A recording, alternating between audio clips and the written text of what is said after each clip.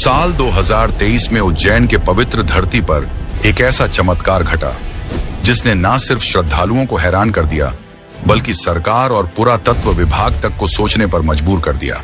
महाकालेश्वर मंदिर, जहां हर दिन लाखों भक्त दर्शन के लिए आते हैं, यहां पर इतना रहस्यमय चमत्कार होगा ये किसी ने सपने में भी नहीं सोचा था। यह घटना है 5 मई साल 2024 की। दोपहर के 2 बजे का समय था। महाकाल मंदिर में भक्तों की काफी भयंकर भीड़ थी।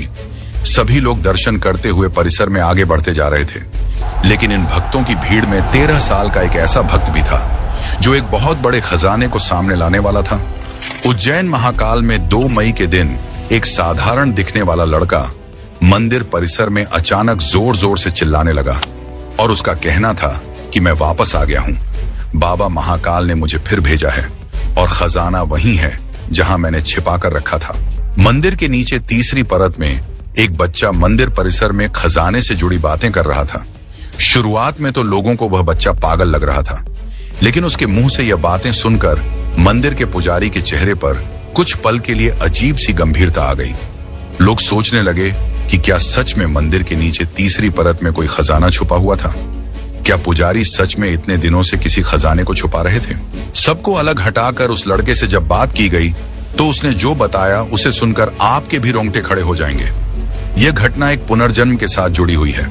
जब आप इस लड़के की आगे की कहानी जानेंगे तो आपके भी पैरों तले जमीन खिसक जाएगी। इस लड़के का नाम अर्जुन था और उम्र में यह लड़का बस 13 साल का था, लेकिन उसकी आंखों में ऐसा अनुभव था जैसे वह 100 वर्षों का ज्ञान समेटे बैठा हो। उसने दावा किया कि वह इसी मंदिर में 13 साल पहले एक पुजारी के रूप में जन्मा था और उसकी मृत्यु अचानक एक रात हुई थी जब वह गर्भगृह में अकेला पूजा कर रहा था। वह बच्चा सारी बातें एक के बाद एक बिना रुके निरंतरता के साथ बता रहा था, जैसे कि सारी सच्चाई उसे पता हो। उसकी बातों में एक सच्चाई दिख रही थी और एक ऐसा रहस्य जो किसी छोटे बच्चे के बस की बात नहीं थी।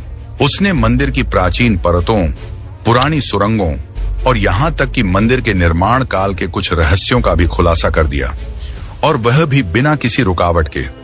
ऐसा लग रहा था मानो 13 साल के उस बच्चे ने पूरा इतिहास देख रखा है, लेकिन उसकी बातें सच है इसका कोई भी प्रमाण मौजूद नहीं था, जिस वजह से मंदिर परिसर के लोग उसे मंदबुद्धि बालक समझ रहे थे और उनका कहना था, ये सारी जानकारी तो कोई भी इंटरनेट से निकाल सकता है।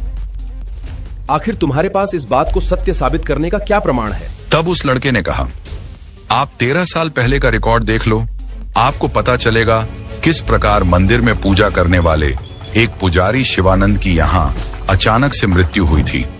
मैं उस शिवानंद का ही पुनर्जन्म हूँ। शुरुआती जांच में जब मंदिर के पुराने दस्तावेज देखे गए तो वास्तव में 13 साल पहले एक युवा पुजारी शिवानंद की रहस्यमयी मृत्यु दर्ज थी। शिवानंद की उम्र उस समय करीब 27 वर्ष थी और उसकी मौत की वजह आज तक एक रहस्य बनी हुई थी। लेकिन अब पुनर्जन्म से लेकर 13 साल के अर्जुन ने शिवानंद की मृत्यु से जुड़ी एक ऐसी जानकारी सबको दी जिसे सुनकर आपका भी होश उड़ जाएंगे और सुनने के बाद आपको भी यकीन नहीं होगा कि आखिर ऐसा कैसे हो सकता है। कहा जाता है भाग्य लिखने वाले को ब्रह्मा कहते हैं, लेकिन जो लिखे हुए भाग्य को भी बदल दे उन्हें महाकाल कहते हैं। अर्जुन ने बताया कि वह उस रात गर्भगृह में एक विशेष पूजा कर रहा था जिसे उसने केवल महाकाल के निर्देश पर शुरू किया था। वह पूजा मंदिर के नीचे छिपे एक रहस्यमयी खजाने से जुड़ी थी जो सदियों पहले उज्जैन के एक राजा विक्रमादित्य ने महाकाल को समर्पित कर मंदिर के गर्भ में छिपाया था ताकि कोई मुगल आक्रांता उसे लूट न सके।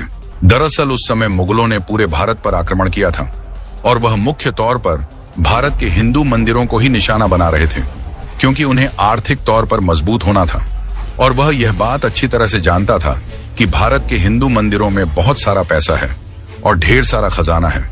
इसलिए उन्होंने एक एक करके भारत के सभी मंदिरों को टारगेट करना शुरू कर दिया और सभी मंदिरों में लूटपाट शुरू कर दी। लेकिन उज्जैन के महाकाल मंदिर में राजा विक्रमादित्य की चतुराई के कारण उन्हें कुछ भी प्राप्त नहीं हो पाया है। अर्जुन ने बताया कि मरने से पहले शिवानंद ने खजाने की पक्की जगह को अपने दिमाग में संरक्षित कर लिया था और महाकाल ने उससे वादा किया था कि एक दिन पुनर्जन्म के बाद वह इस रहस्य को दुनिया के सामने लाने का कार्य करेगा। अर्जुन के अनुसार उस खजाने में केवल सोना और चांदी नहीं बल्कि एक दुर्लभ त्रियंबक मणि भी है जो काल को नियंत्रित करने में सक्षम है।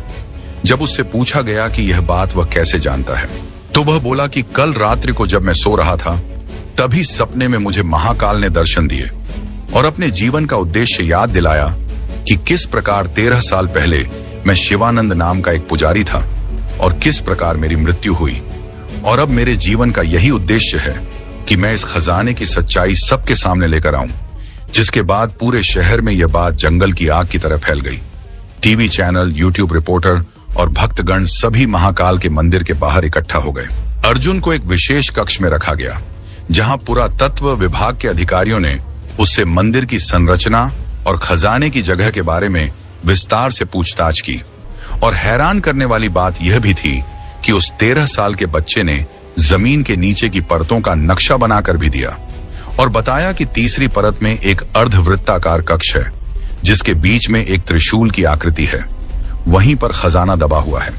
जब उससे पूछा गया कि इतने सटीक तरीके से उसे कैसे मालूम, तो उसने जवाब दिया, आज से ठीक 13 साल पहले शिवानंद के रूप में मैं ही इस खजाने को देखा था और मेरी मृत्यु के बाद इस खजाने के आसपास ही मेरी आत्मा भटक रही थी।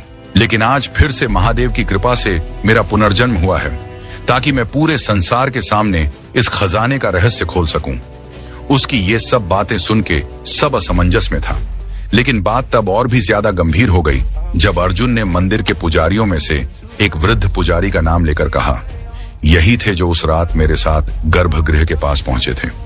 लेकिन जैसे ही मैंने खजाना निकालने की पूजा शुरू की, तो वह डर कर भाग गए थे। सभी लोग पूछने लगे कि वह कौन वृद्ध पुजारी है जिसके बारे में तुम बात कर रहे हो। फिर जब उस वृद्ध पुजारी को बुलाया गया, तो उनका चेहरा एकदम पीला पड़ गया, क्योंकि वह सारी सच्चाई जानते थे।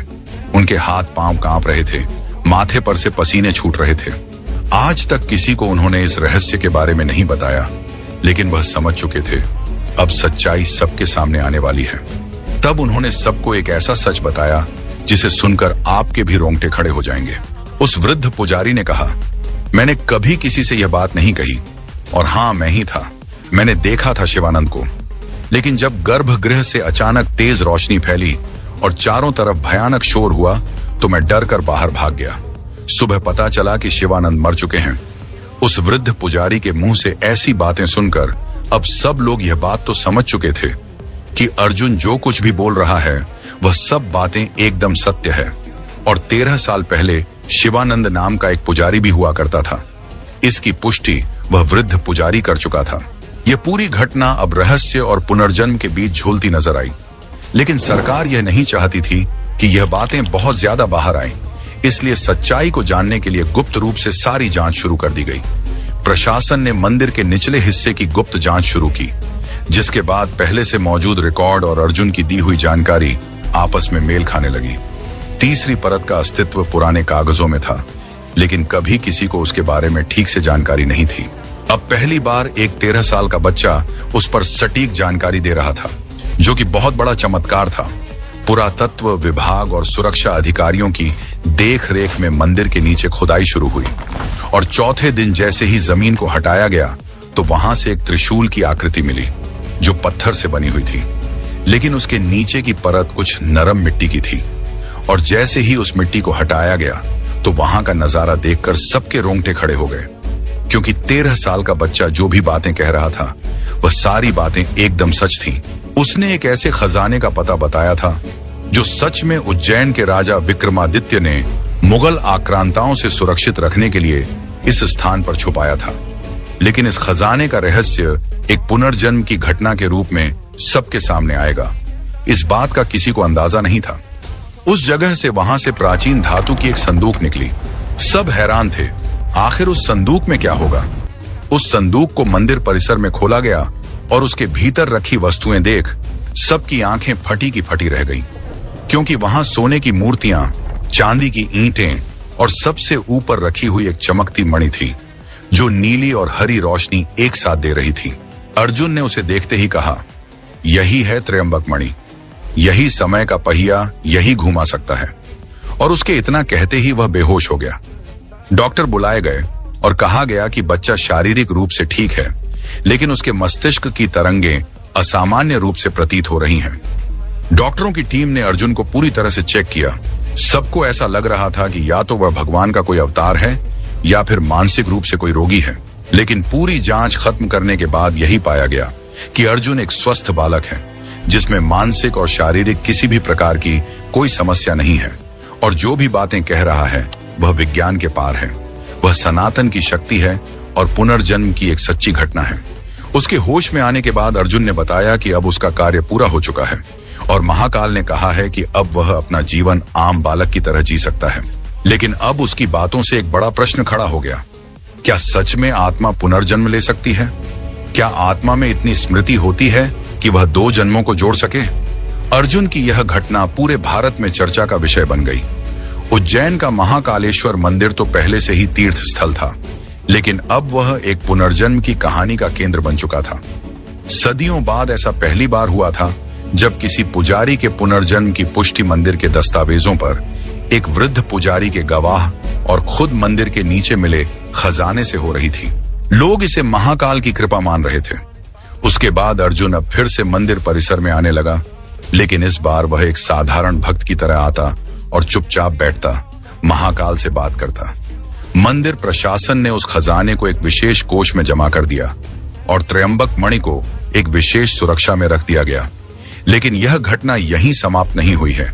अर्जुन ने कहा था, त्रयंबक मणि सिर्फ एक संकेत है। अब अगला खजाना उज्जैन से नहीं बल्कि काशी से उठेगा, लेकिन उसके लिए एक और आत्मा को लौटना होगा। यह सुनकर सबकी रूह कांप गई। अर्थात काशी में भी जल्द ही एक पुनर्जन्म की घटना होगी। उसमें इसी प्रकार से एक बालक काशी के खजाने को सबके सामने लेकर आएगा।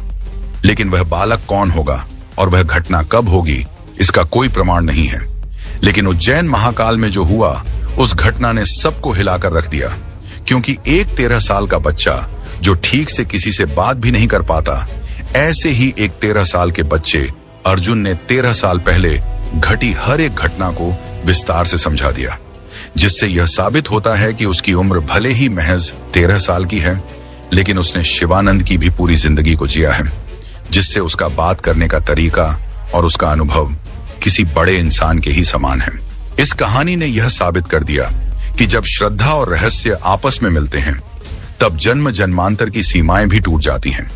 उज्जैन महाकाल के आंगन में अर्जुन का पुनर्जन्म केवल एक चमत्कार नहीं था, बल्कि एक चेतावनी थी कि समय को साधने वाले साधक कभी समाप्त नहीं होते।